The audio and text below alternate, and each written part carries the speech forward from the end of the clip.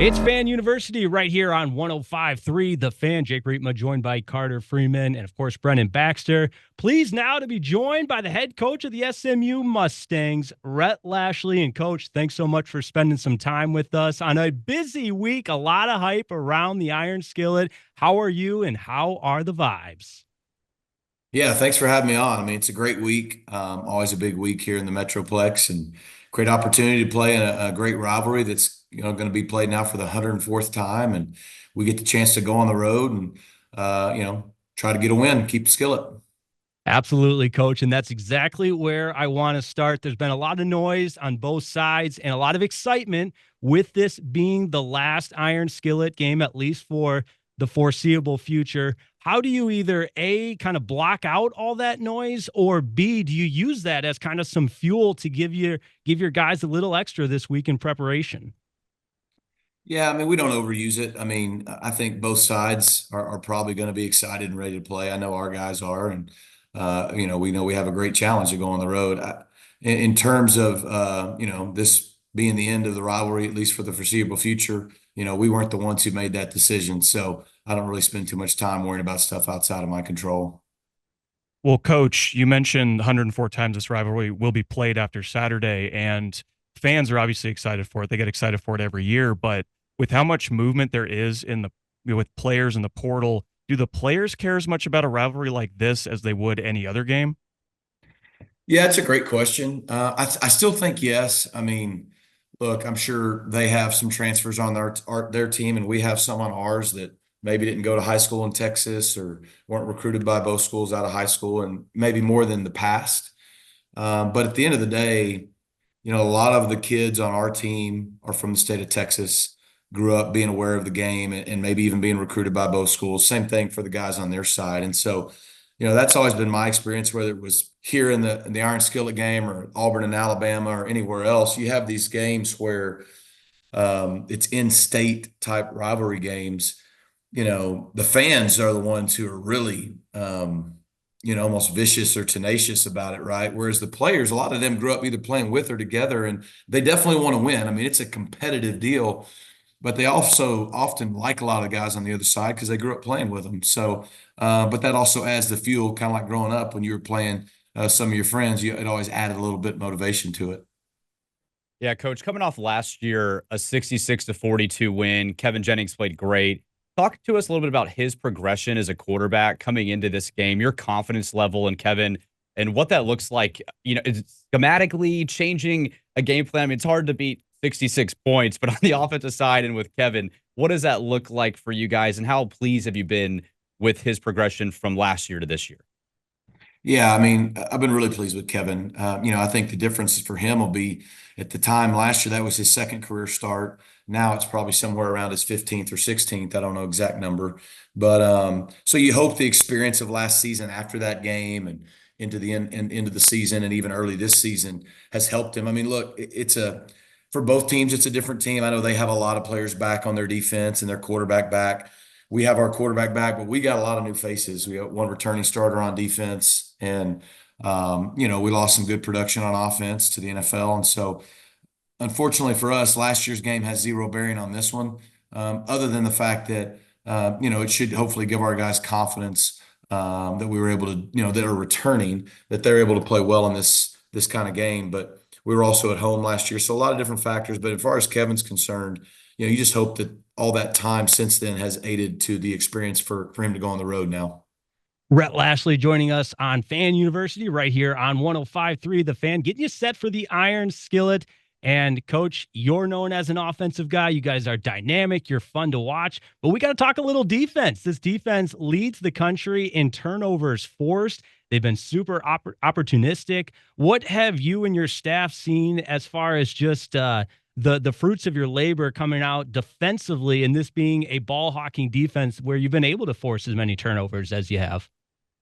Yeah, I mean, it all starts with our defense, and they're a big reason for our success the last couple of seasons. And Scott Simons and that crew are fantastic. It's a new group this year. I alluded to Isaiah Wakobe is the only full-time returning starter. We probably have five guys that almost were co-starters last year.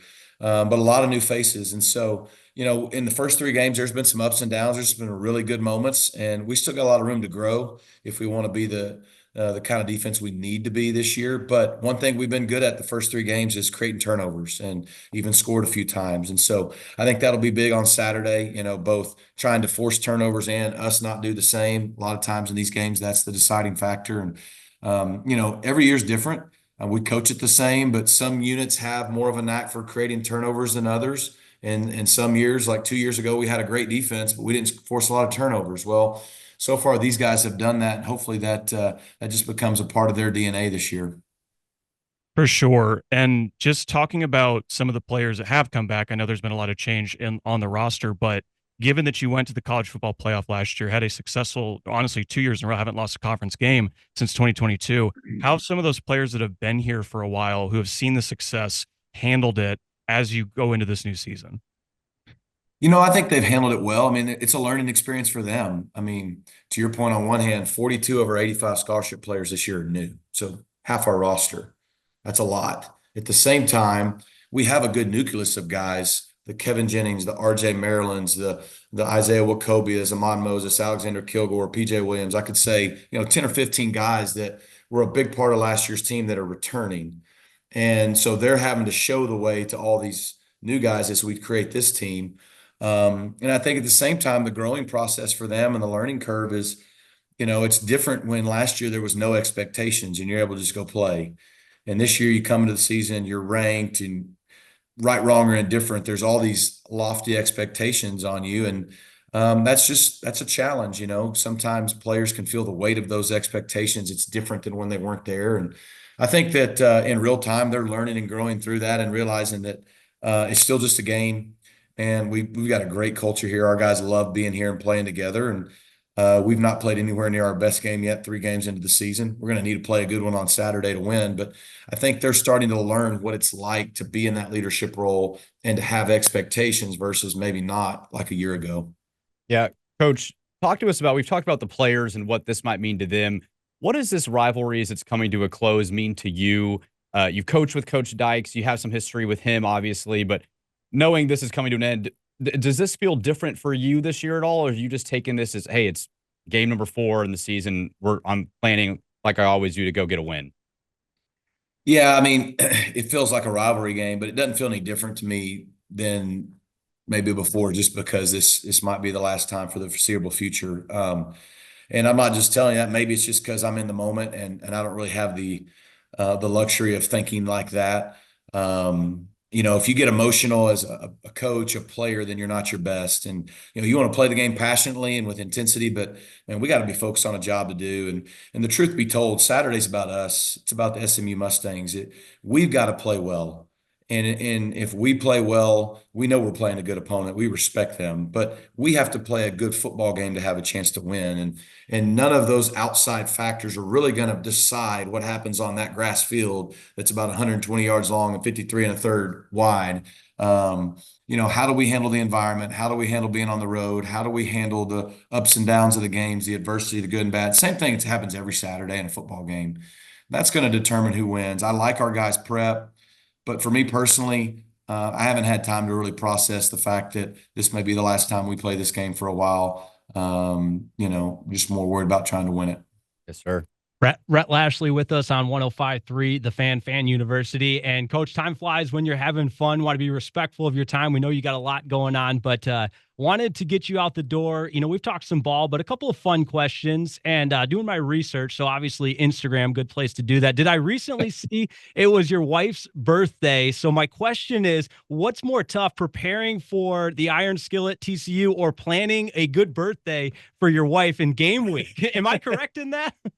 Yeah, you are. So my wife had her birthday this Tuesday, and my boys turned 15 last week. So September is always a unique month for us. The boys got a win last week.